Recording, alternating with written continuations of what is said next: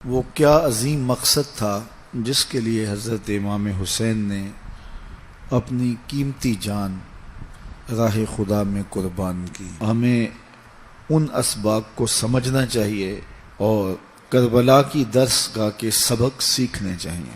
آپ کو یہ پتہ ہے کہ 60 ہجری میں یزید تخت نشین ہوا تھا اور اس نے لوگوں سے بیعت لی۔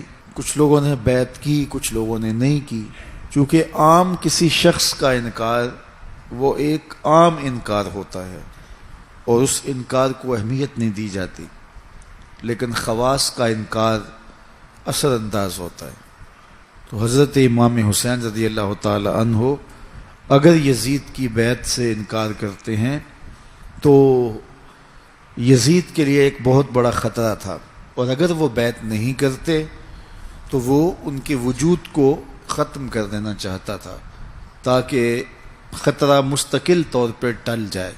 یزید ایک ایسا شخص تھا کہ جو فاسق تھا، فاجر تھا، قاتل تھا، اعلانیہ فسق کرتا تھا اور بہت ساری خرافات تھی اس کے اندر۔ اور اگر اس موقع پہ امام حسین بھی کھڑے نہ ہوتے، خون رسول بھی کھڑا نہ ہوتا اور قربانی دے کر یزید کو غلط ثابت نہ کرتے، تو پھر قیامت تک حق اور باطل کے درمیان امتیاز کیسے قائم ہوتا؟ بعد میں اگر کوئی یزید کے خلاف کھڑا بھی ہوتا تو یزید اور یزیدی قوتیں کہہ سکتی تھی جب رسول اللہ کی بیٹی کا بیٹا کھڑا نہیں ہوا، رسول اللہ نے جسے جوانان جنت کا سردار کہا ہے، جب وہ یزید کی حکومت کے خلاف کھڑا نہیں ہوا، اس نے قبول کر لیا ہے اور اس نے بیعت کر لی ہے، تو تم کون ہوتے ہو؟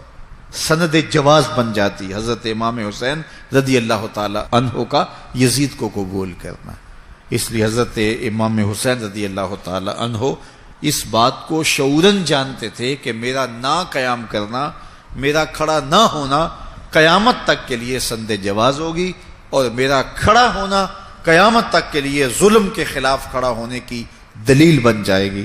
ترمح بن عدی بن حاتم، یہ حاتم تائی کا پوتا تھا، اس نے امام حسین رضی اللہ تعالیٰ عنہ کو ایک پیشکش کی جو تاریخ کے اوراق میں موجود ہے۔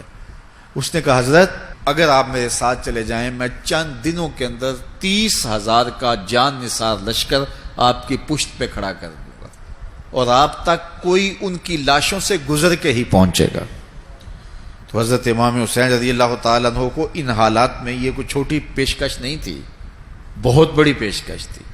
واپس جانے کا راستہ بھی مسدود، آگے کوفے والوں کی بے وفائی کا علم، چھوٹے چھوٹے بچے ساتھ، آلات حرب و ضرب نہیں ہے، 72 افراد ہیں، 30,000 کا لشکر وہ دے رہا ہے، لیکن امام نے کہا میرا کوئی اور مقصد ہے، میں جا رہا ہوں۔ تو لوگوں کا خیال تھا کہ وہ کیا مقصد ہے؟ تو حضرت امام حسین نے خود اس کو بیان کرتے ہوئے فرمایا لوگو مجھے سمجھ ہے میرے ساتھ کیا ہونے جا رہا ہے، لیکن اس کے باوجود میں جا رہا ہوں وَلَكُمْ فِيَّا أُسْوَةٌ، میں اس لیے جا رہا ہوں کربلا میں کہ قیامت تک ظلم کے خلاف کھڑے ہونے والوں کے لیے کوئی نمونہ تو ہو۔ تو میری زندگی قیامت تک کھڑے ہونے والوں کے لیے ایک نمونہ ہے۔